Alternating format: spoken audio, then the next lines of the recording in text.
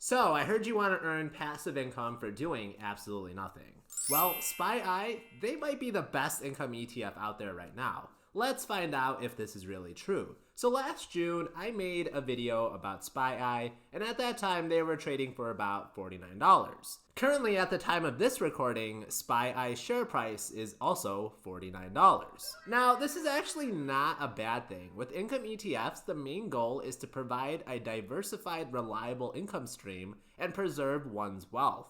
With so many funds struggling with NAV erosion, it's actually great to see a fund keep its share price and still pay out some amazing dividends. SPYI has paid out an annualized yield of about 12%, so getting 1% return each month can definitely help with financial freedom goals. Now, some really high income ETFs have seriously warped the brains of many of us dividend investors on what is considered high yield these days. Let me emphasize this. Getting a 12% return is definitely high yield.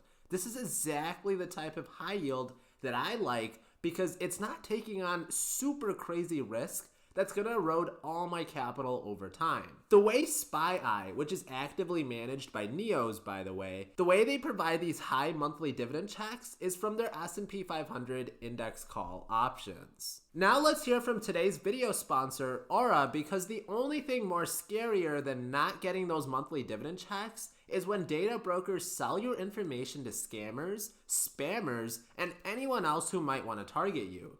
Your full name, email, home address, health records, your relatives, it's all out there. That's why I've been using Aura. Aura shows me which data brokers are selling my information and automatically submits opt-out requests for me. Cleaning up this information not only decreases the volume of spam I receive, but it also shields me from potential hackers who might exploit this information. And this might prevent me from accessing my social media accounts, bank accounts, even my investing accounts. Imagine all of our gains being erased, as well as other sensitive information being leaked. Aura also does so much more to protect me and my family from online threats that I didn't even know were out there. We're getting other features like antivirus, VPN, password management, parental controls, identity theft, insurance, and so much more with Aura. It's really easy to set up, and even more amazing, you're getting everything at one really affordable price. Keep yourself protected and see what information of yours is out there. You can go to aura.com/citizenoftheyear to start your free 2-week trial, also linked below in the description.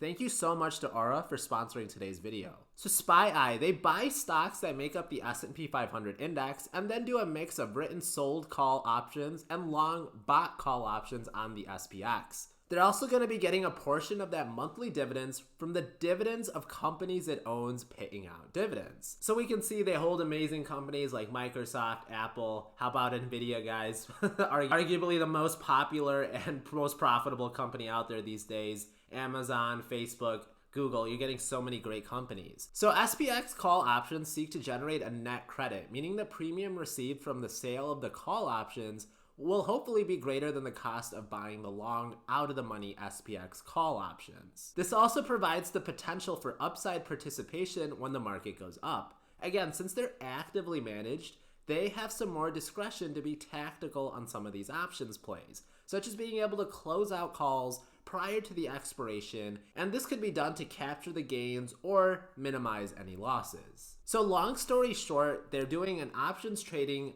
strategy consisting of at least 2 components: written sold call options on the S&P 500, and then they're using a portion of their premium received to buy out of the money call options on the index to provide the potential for upside equity participation when the underlying index goes up. I was a little hard on SPYI in my last video, saying they're trying to focus on too many different strategies at once, and that might backfire, but looks like it's working out pretty well for them so far. Now, since their inception in September of 2022, they're up a whole 2%. But they have paid a very consistent dividend of nearly 48 cents every single month since then. Keep in mind the standard S&P 500 is up 39% in the same time span, so it's actually lagging behind that. Plus, NEOS charges a hefty 68 basis points expense ratio. These ETFs are generally built for those more in the wealth preservation mode of life and not necessarily in the wealth accumulation mode, though in sideways markets, these could offer a chance at outperformance. Let's address one of the biggest elephants in the room. In 2023, 92% of their dividend was a return of capital or a ROC. Now, does this mean the fund was unprofitable and they're just giving investors back their money?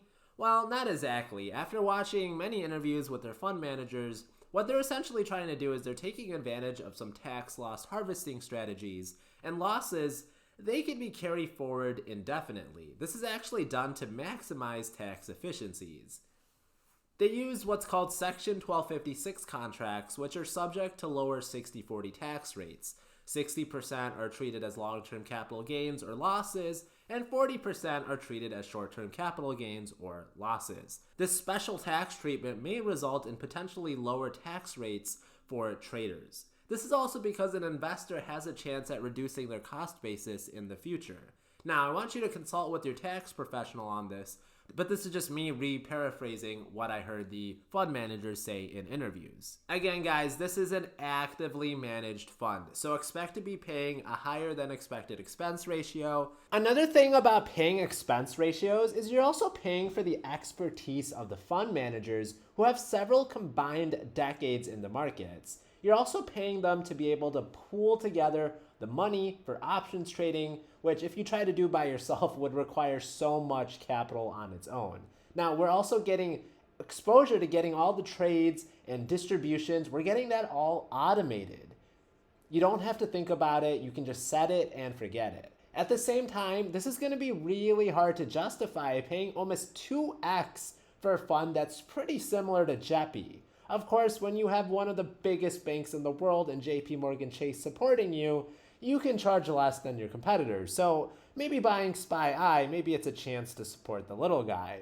Ultimately, since these are both actively managed, I'd prefer to have my money spread across my investments since I'll never know what the future holds or who's going to be running the show. So far, the fund, they've shown chances at capital appreciation, but remember, they're still exposed to all that downside risk.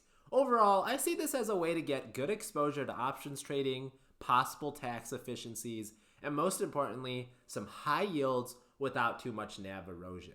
Make sure you hit that like button for a small-time YouTuber. Make sure you subscribe. I make income ETF review videos like this all the time. My full $180,000 portfolio is available on the Patreon link below, where you get access to all my weekly trades and see my full portfolio. My videos are always found in podcast form under the Collect Cash podcast name, and I'll catch you on the next one.